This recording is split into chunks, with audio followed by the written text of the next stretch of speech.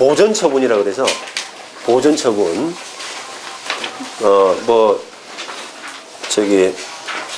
우리 건물주에 대해서 아까 땅 낙찰 받았을 때 건물주에 대해서는 철거 청구권, 그 다음에 뭐 금전 청구권, 돈 내라 이런 금전 청구권이 있다는데 거기에 대해서는 철거 청구권 행사하려 그러면은 그 기본적으로 보존 처분이 처분 금지 가처분, 건물에다가 건물을 다른 사람한테 처분하지 마라 라는 가처분을 해두고, 또 돈 받는 채권에 대해서는 가압류 같은 거 이런 것들이 보존 처분이 좀 돼야 됩니다. 쉽게 말하면 이제 내가 땅 건물주 상대로 내가 철거 소송을 하고 있는데 가처분을 안 해두게 되면은, 안 해둔 상태에서 중간에 넘어간단 말이에요. 건물주가 건물 소유권이 넘어가면은 그 A라는 사람 상대로 해서 소송하고 있는데 B라는 사람으로 넘어갔다라고 하면은 A 상대로 판결 받아봐야 B한테 집행을 못 합니다. 동시에 같이 해야 된다. 예, 그러니까 이제 소송 시작할 때는 A만 있었죠. 근데 이제 그걸 소송 도중에 B로 넘어가게 되면은 그 A한테 받은 판결을 가지고 B에 대해서 집행이 안 된단 말이에요. 그러면 다시 A 소송 끝나고 나서 B 상대로 다시 소송을 해야 되거든요. 근데 그거 또 B한테 소송하고 있는데 C로 넘어간다. 그럼 또 안 된단 말이에요, 또 집행이. 우리 장호흡 거도 그게 그러니까 이제 그게 그래서 그게 이제 그 가처분이라는 것은 당사자를 딱 정하는 효력이 있습니다. 당사자 항정 효력이라고 그래서 A한테 소송하면서 A 건물에다가 처분금지 가처분을 해놓는 거예요.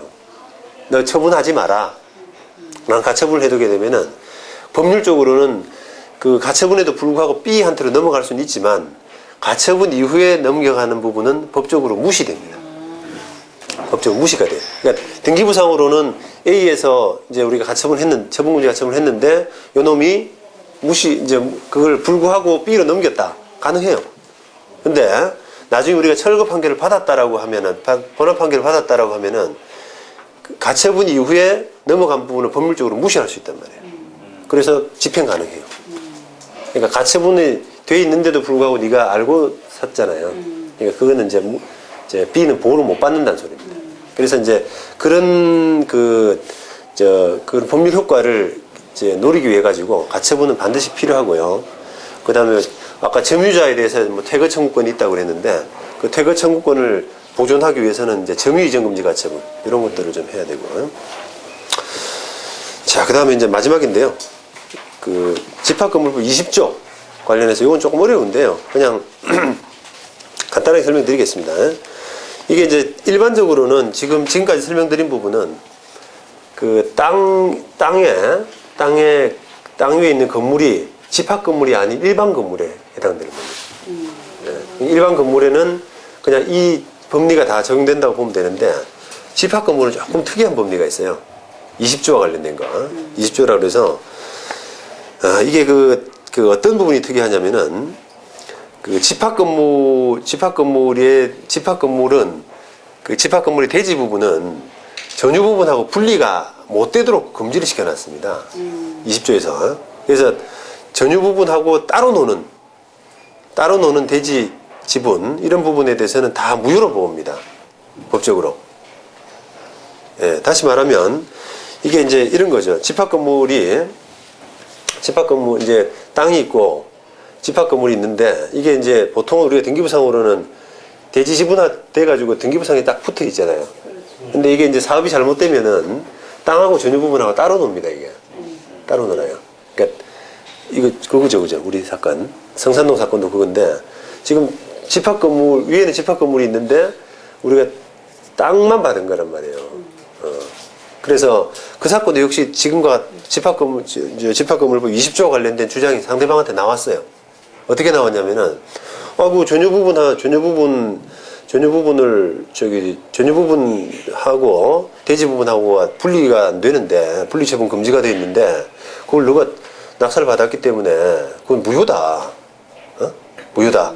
그러니까 집합건물 20조 위반된다. 무효다. 이런 주장이 나왔거든요. 근데 그게, 무효하고 아닌 거하고 구분이 되는 게, 법에서 뭐 어떻게 이제 기준을 잡아놨냐면, 이게 조금 이제 용어가 좀 쉽지가 않아서, 구분 소유권화 된 시점. 구분 소유권화 된 시점부터는 예를 들어서 그 땅 덩어리가 땅의 대지권이 그 전유 부분과 관련된 구분 소유권의 대지 지분화가 된 시점 얘는 이제 분리가 안 되는데 법 판례는 지금 이제 결론적으로 어떻게 얘기를 하냐면 분양 같은 행위를 좀 하고 두 가지 요건인데요. 그러니까 건축허가 신청도 이제 그런 행위가 되는 거고 건축허가 신청할 때는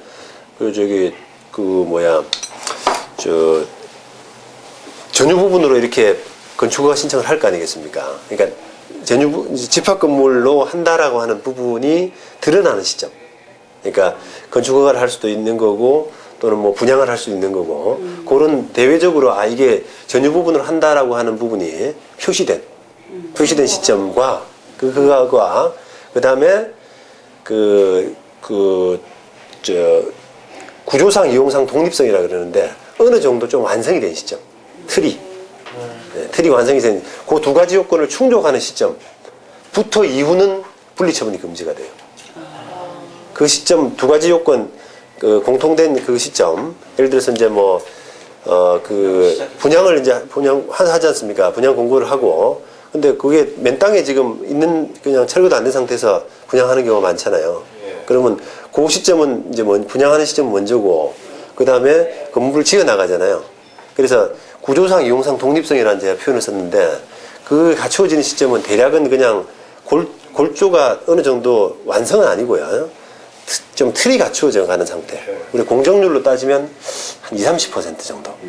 그러면 사람들이 요거는 구분 소유권화 되는 집합 건물이 돼 간다. 이런 부분을 느낄 수 있다는 거예요.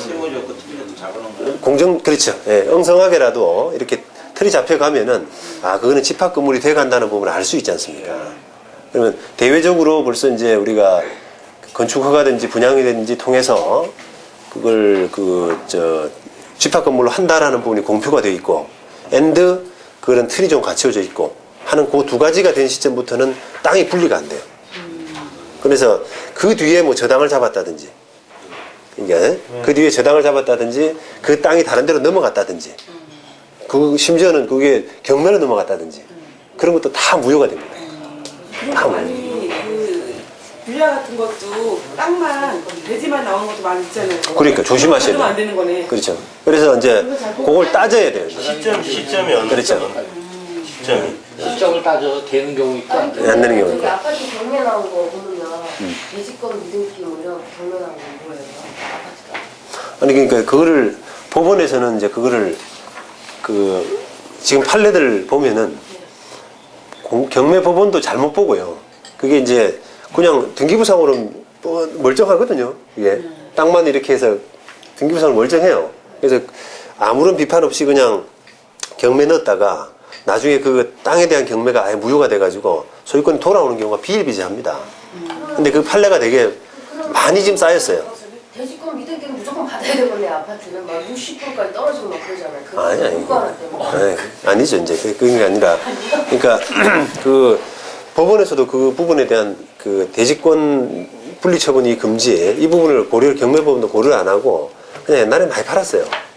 그러다 보니까 이제 그걸 땅은 누가 낙찰받았는데 건물 전유 부분 취득한 사람이 내 땅 내놔라. 내 땅 내놔라. 내 지분 내놔라. 이렇게 해가지고 이제 등기 말소 청구 또는 이전 등기 청구 이런 것들을 많이 한단 말입니다. 그러면은 기본적으로는 그게 만약에 분리처분 금지 위반되면은 땅을 다시 뺏겨요. 이전 등기 받은 땅을 뺏기게 됩니다. 예. 그러니까 이제 그거를 이제 그렇죠. 이제 어떻게 보면은 전유 부분을 취득하면서 땅까지 가져올 수 있는 부분은 땡 잡은 거죠. 땡 잡은 건데 요즘은 법원이 경매법원이 그 부분에 대해서 신경을 많이 씁니다. 요즘은. 그래서 요게 전유 부분만 나왔다라고 하면은 이제 살펴가지고 대지권은 지금은 없지만 나중에 대지권을 취득할 수 있는 거냐. 그걸 따져요, 법원에서. 그래가지고 대지권 감정까지 아예 같이 합버립니다. 등기상으로는 전유 부분만 나와 있는데 향후에 너는 받을 수 있을 거다라고 싶어서 아예 감정을 대지권까지 평가된 포함된 감정을 해버려요. 그죠? 그렇죠, 그렇죠, 그렇죠. 예. 옛날에는 그게 이제 대지권 배제하고 전유 부분만 하는 감정을 많이 했거든요.